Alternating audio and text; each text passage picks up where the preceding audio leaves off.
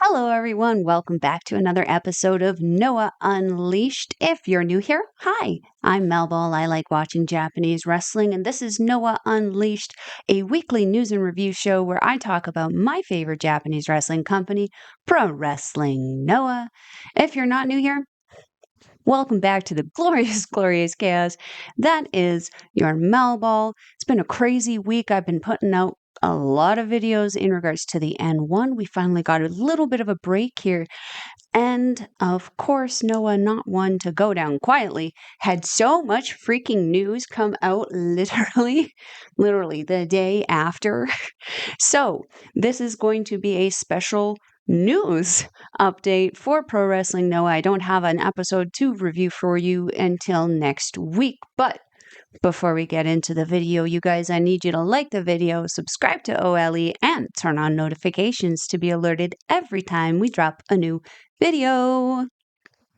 So without further ado, let's get into the episode. You guys, we're going to be talking about some news that's just kind of come out post N1 regarding Pro Wrestling Noah and having potential consequences for Noah. So the first bit of news that we're going to talk about is the unfortunate injury that Passion Rattel member Daiki Inaba suffered on September 23rd for the N1 final. Unfortunately, Inaba did dislocate his hip. During his little kind of spring spear thing that he does out of the corner. On the follow-up there, he started to look a little rough. Manabu Soya did finish him off with a DVD, Death Valley Driver, and Inaba was carried out on a stretcher afterwards. It has not been disclosed how long potentially he could be out for. It was an undisclosed amount of time. With a hip dislocation, it really depends on the severity of the dislocation. With myself, I've had not a hip dislocation, but a shoulder dislocation.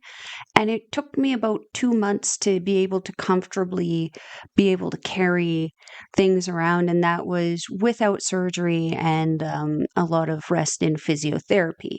So with the hip, it could be anywhere between 3 to 6 months, depending on if he needs surgery or not, or again, the severity of the injury. Obviously, we wish Daiki Inaba a speedy and safe recovery. More jonetsu when you come back. And unfortunately, the second bit of news that we're going to go into here, which is also involving a Passion Rattel's member, is going to be one of my favorites.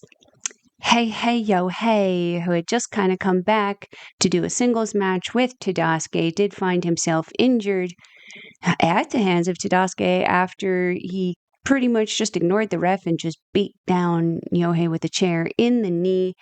Has been announced that he has suffered a where is it? An injury to his medial meniscus, which again with the knees, it's really kind of a throw up in the air again of how long he's going to be out, whether he needs surgery or not, whether it's repairable with rest and rehab. It could be, again, anywhere from a couple months to up to a year, depending on, again, the severity of the injury. And also, we obviously wish, hey, yo, hey, a safe and speedy recovery. More jonetsu. That being said, though, we are seeing dwindling numbers in the Passion Rattel, Manabu Soya being the only full-time member still remaining on roster, with Yuto Kikuchi, who is part-time, but is ready and raring to go. So maybe we can see some opportunity coming to Yuto Kikuchi in the coming months, kind of surrounding this. So, the third bit of news that I have for you guys surrounds the GHC Jr heavyweight champion Hiromu Takahashi, who made a very interesting life choice upon his loss to Taiji Ishimori recently at a New Japan Pro Wrestling show, making Yohei in his, or not like Yohei, Hiromu in his delusion, make the September 28th match at Battle Line Hokkaido against Taiji Ishimori for the GHC Junior Heavyweight Championship. How do you guys feel about that? it's a very interesting thing happening here. I mean, I didn't expect to not see Hiromu Takahashi defending the championship against other people or in people in his company. But what I am concerned about is how good Ishimori is, but also what Ishimori ended up saying in the following um, follow-up statements in the backstage area, which was that he would not be defending the GHC Junior Heavyweight Championship in a Pro Wrestling Noah ring. He would only defend it in a New Japan Pro Wrestling ring if he wins, which creates the problem that Hiromu Takahashi already had the match scheduled with Eita for the 11th. So now if Hiromu happens to fall to Taiji Ishimori on the 28th, does that mean that that match is no longer happening, or are they going to force Ishimori to come and defend the championship against Eita? And that being said, though, I would love to see Ishimori versus Eita, but I also feel that I have been waiting long enough for the one-on-one with Hiromu Takahashi and Eita, and I'm very excited to see that. So that being said, my hopes is that Hiromu Takahashi does retain that GHC Junior Heavyweight Championship on the 28th, and if Japanese storytelling is any indicator, typically the challenger, if they're picking up wins on the champion before the title match, typically means that that challenger isn't winning. So let's hope that that's what that means for Ishimori. So the fourth bit of news that I have for you guys was something I actually was just so excited about Masaki Miya winning the N1 that I forgot to mention on my N1 finals review show, which was the challenge that was laid down by the GHC national champion Galeno to Jack Morris, which is going to take place on October 4th. I really hope I have access to that show. I don't know if I do, but if I do, I might get it at a later date. That being said, I don't care as long as I get to watch it, because that I've already seen these guys face off twice in the N1 tournament. They were both banger matches. Then it can only get better from here.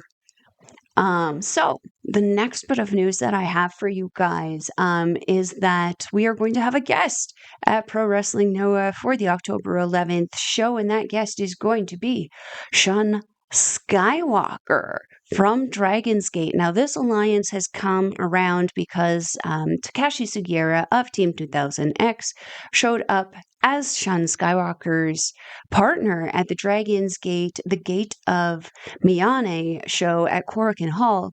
And afterwards, backstage, we also saw Ozawa show up and ask Sean Skywalker to be Takashi Sugiura's partner going into the October 11th show, which he agreed to. And we are going to see Sean Skywalker and Team 2000X's Takashi Sugiura along with Ozawa, apparently in the corner, taking on the team of Tetsuya Endo, the Elegant Avenger, and Silent of Darkness, Hayata. That card on the 11th, you guys, is going to be so stacked. And we're going to talk about it. Speaking of it, we're going to talk about it now. So it's the next thing on my list. As mentioned, Sean Skywalker and Takashi Sugiura taking on Tetsuya Endo and Hayata. I also mentioned either Eita or Eita and either Hiromu Takahashi or Taiji Ishimori for the GHC Junior Heavyweight Championship. We also have the behemoth match of Kazuyuki Fuchida, who had a phenomenal N1 this year, taking on the murder grandpa himself, Minoru Suzuki. I am so excited. I can't wait for that match. We've also got the GHC Junior Tag Team Championships being defended by Los Golpeadores, the Box Office Brothers, Dragonbane, and Alpha Wolf, taking on the newly formed team of Daiki Odashima, and Daga. I am so excited for this, especially because we know that Daga is so good. I've never seen any of the luchas in this match, Dragonbane, Alpha Wolf, or Daga, ever have a bad match. And then you throw in there the speed, the agility, the technicality of Daiki Odashima. You guys might have to slow the speed on this video to watch everything going on. I'm so excited for this match. They're also making an announcement for Wrestle Odyssey, which I'm very excited for. They're starting to hype this one up a little bit, which let's freaking go. Last but not least, happening October 11th is a match I am very, very much looking forward to, which is the N1 Victory winner. Team 2000X's Masaki Tamiya, the chairman, challenging Kenta for the GHC Heavyweight Championship. I am so excited. And this is going to be just a showdown of the ages. The show is going to be insane, you guys. If you can get onto Wrestle Universe, it is 1,298 yen, or approximately 13 Canadian, to take in this amazing show.